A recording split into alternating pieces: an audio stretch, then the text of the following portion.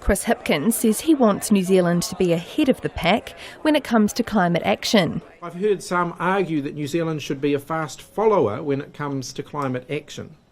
That as a country that produces less than 1% of global emissions, we have no role in being at the front of the pack. I could not disagree more with that assessment.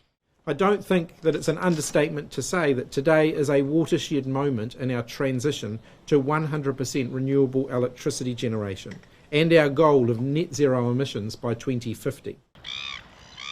The pool of money will be made available for green energy projects like solar, wind, battery storage and electric vehicle charging. BlackRock head of Australasia, Andrew Landman, says the innovation of New Zealand businesses is one of a kind. We firmly believe New Zealand could be the first country in the world to achieve the 100% target.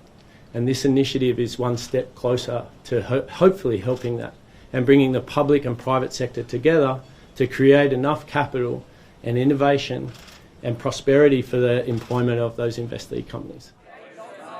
BlackRock's Asia-Pacific head of climate infrastructure, Charlie Reid, says to get to net zero by 2050, the world needs to invest $200 trillion of capital. Bring that closer to home, that's $1 billion every hour until 2050. And when you look at New Zealand is currently in the future at 83% renewables and is one of the leading renewable power markets around the world.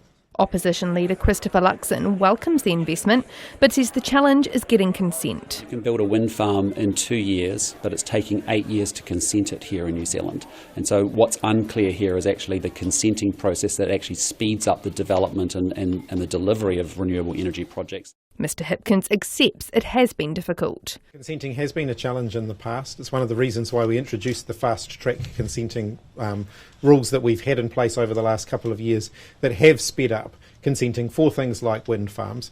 It does make it somewhat curious that the National Party are voting against RMA reform, which of course will make that fast-track permanent. Solar energy company Solar Zero has previously teamed up with BlackRock. Its chief executive, Matt Ward, described the $100 million arrangement as transformational. We've gone from 5,000 customers to 10,000 customers inside 12 months. And recently we've also invested in our platform, which has enabled us to participate in the low residual market and help keep New Zealand's lights on. BlackRock anticipates the fund will be in full swing by the end of the year.